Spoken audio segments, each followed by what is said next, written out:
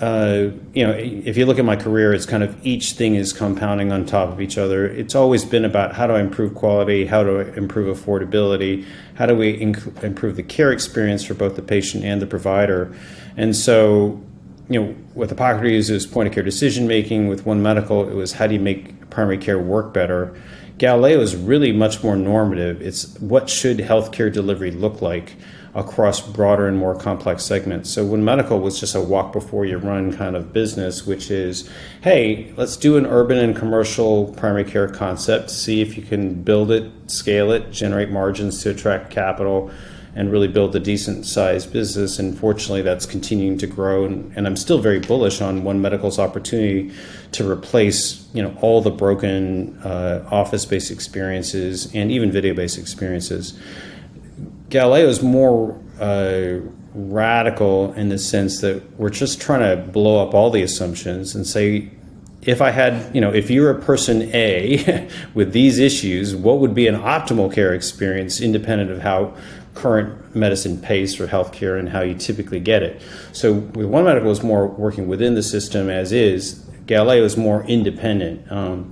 So the digital first ecosystem is designed for the 80%. That's a first touch point of care, and we can handle much more complexity on platform while interstitially intertwining with the brick and mortar. And then we have a high intensity home care model designed around the most complex 20%. And that's when I talk about the human first model there. If you're an uninsured or Medicaid based schizophrenic patient, you're not going on to the app store looking for health advice. You're just going into the ER.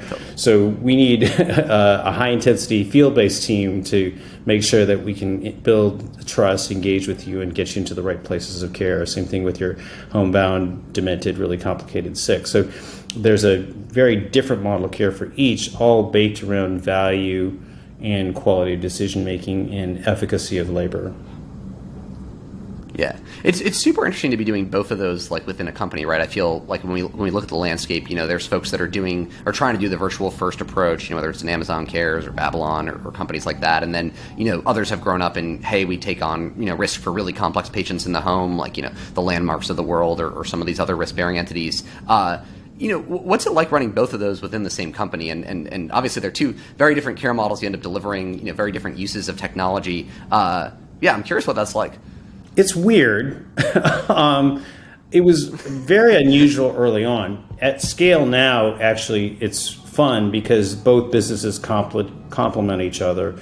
And, we built Galileo to partner with payers ultimately, obviously large employers as well and individuals. But the real opportunity here is how do you design value-based arrangements for populations, right? Because when we were at One Medical, it was really hard to design a model that could scale with payers, just given the distribution and footprint and the capital intensity and whatever. So we wanted to design a model that could say, hey, just give us any random cohort of patients and we can take care of them in the most effective way where they need to be cared for in a capital and labor efficient model. So it's a much more population-based approach to care.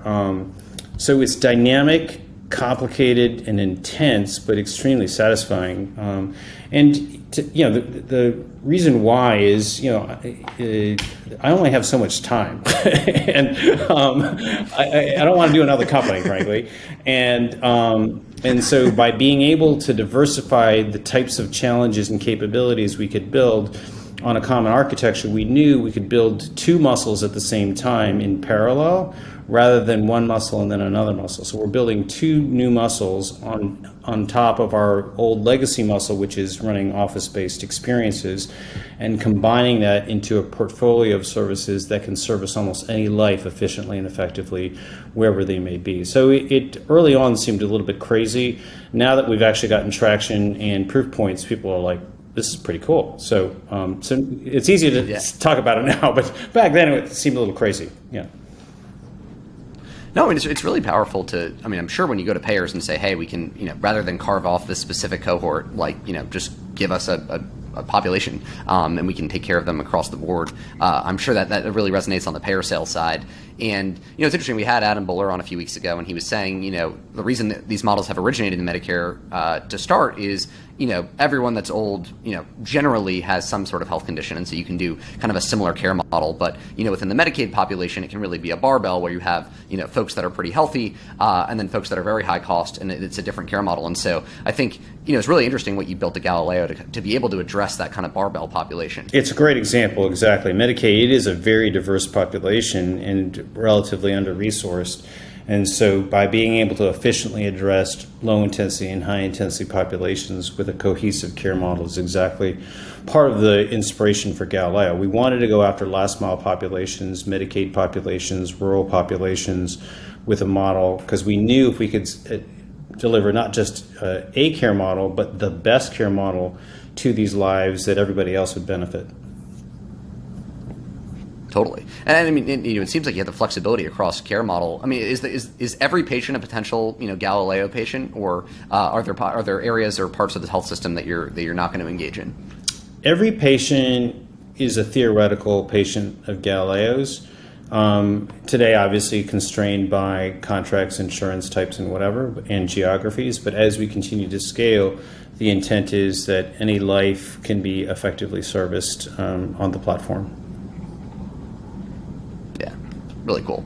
One thing I think it's been interesting in the way that you built Galileo is, I think you've said explicitly that you wanted the company to have kind of more tangible results before you were trumpeting everything you were doing publicly and making all these announcements. And in many ways that stands in contrast to how a lot of entrepreneurs are building businesses these days. I think obviously selling companies is important to potential employees and customers. And I'm curious how you think about that strategy and how you think about its impact on, I guess, your ability to sell and recruit talent and curious what it's been like to be a bit on the quieter side of the company.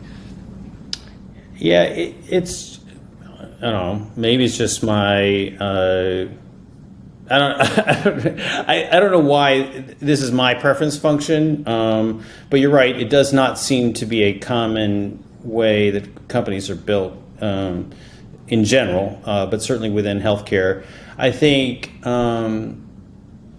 maybe people, falsely assume that a lot of hype cycle generates a lot of customers and or deals, and maybe that's partially true. I just think that at least for us, we come into services with a bit more humility in the sense that it is hard. And, having done One Medical, probably even more so, One Medical seems like a slam dunk from afar, and then having kind of built it out and scaled it, you realize how many little things need to happen right.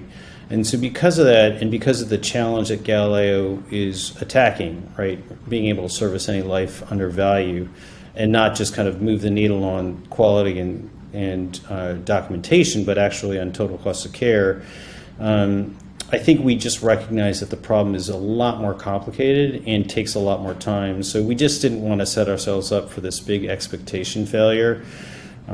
So I just don't like to create that stress. And that's probably maybe if you were to get into the psyche of it, I'm like, I don't like to create stress for myself. So, why would I, overcommit to something when I know it's really challenging? And so I tend to work on the problem, get some more confidence on the problem, build some commercial lives against it, generate some margin, and then start talking about it. So that's why we're here.